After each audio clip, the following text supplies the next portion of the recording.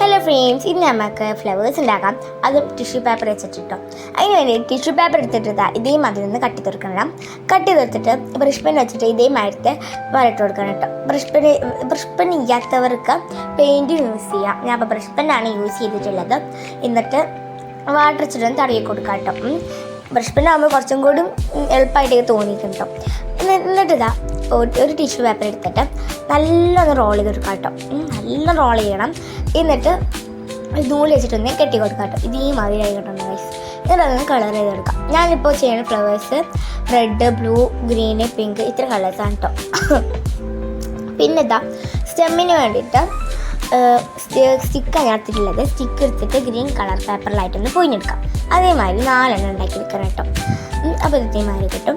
പിന്നെ ലീഫിന് വേണ്ടിയിട്ട് ഞാൻ ഒരു വളക്കാനൊക്കെ ആയിട്ട് കമ്പി എടുത്തിട്ടുണ്ട്. പിന്നെ മാസ്കിൻ്റെ പൊടിച്ചിട്ടുണ്ട്. അതൊന്ന് ഇതേമാതിരി വെച്ചെടുത്തിട്ട് ലീഫിൻ്റെ മാതിരി കട്ട് ചെയ്താൽ നമുക്ക് ശരിക്കും ലീഫിൻ്റെ മാതിരി കിട്ടും കേട്ടോ.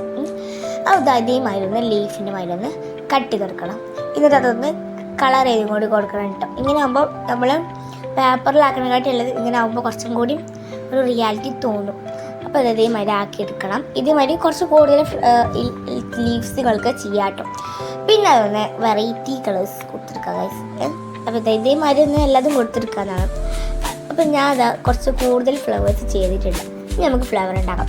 ഫ്ലവർ ഉണ്ടാക്കാൻ വേണ്ടിയിട്ട് ഫ്ലവറിൻ്റെ ഇതളുണ്ടാക്കാൻ വേണ്ടിയിട്ട് ആ ടിഷ്യൂ എടുത്തിട്ട് ഇതേമാതിരി മടക്കിയിട്ട് അടിയൊന്ന് ചുറ്റി കൊടുക്കാം കേട്ടോ. അതേമാതിരി ഒന്ന് എല്ലാതും ആക്കി കൊടുക്കണം. ഇപ്പോൾ ഇത്ര സാധനങ്ങളാണ് ഗൈസ് നമുക്ക് ആവശ്യമുള്ളത്. നമുക്ക് തുടങ്ങാം. ഫസ്റ്റ് ആയിട്ട് നമ്മുടെ നട്ടെടുത്തിട്ട് അതിൻ്റെ മുകളിലോട്ടായിട്ട് ഗമ്മ തേച്ചിട്ട് നമ്മുടെ ഇതെല്ലാം ഒട്ടിച്ചു കൊടുക്കാം കേട്ടോ. അതേമാതിരി ഞാനിപ്പോൾ ഒരു ഫ്ലവറിന് 4 ഉണ്ടാക്കിയിട്ട് എടുത്തിട്ടുള്ളത്. നിങ്ങളത് കുറച്ചും കൂടി വലിയ നട്ടാണെങ്കിൽ എന്താ വെച്ചാൽ നിങ്ങൾ ഇതെല്ലാം നമ്മുടെ നട്ടിൻ്റെ വലുപ്പവും ചെറുതും നോക്കണത് കേട്ടോ. ഞാൻ ഇത്ര ഒരു സൈസിലുള്ള നട്ട ഉണ്ടാക്കിയിട്ടുള്ളത്. അപ്പോൾ അതിന് പറ്റിയ ഒരു സൈസിലുള്ള ഇതെല്ലാം ഞാൻ ഉണ്ടാക്കിയിട്ട് എടുത്തിട്ടുള്ളത് കേട്ടോ. എന്നിട്ട് ഇതേമാതിരിയൊക്കെ ഒന്ന് ഒട്ടിച്ചെടുക്കാം കേട്ടോ. നമ്മുടെ ഇതേമാതിരി ഒന്ന് ഒട്ടിച്ചെടുക്കണം. ഇതേമാതിരി ഫുള്ളൊന്ന് ചെയ്തെടുക്കാം കേട്ടോ.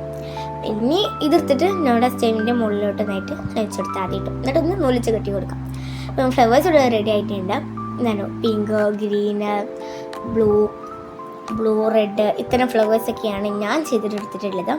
ഈ ഫ്ലവേഴ്സ് ഇഷ്ടമായ നിങ്ങൾ പറയണം കേട്ടോ. അപ്പം നിങ്ങളുടെ അഭിപ്രായങ്ങൾ കമൻറ്റിലിടാം. അപ്പോൾ എല്ലാവർക്കും ബൈ.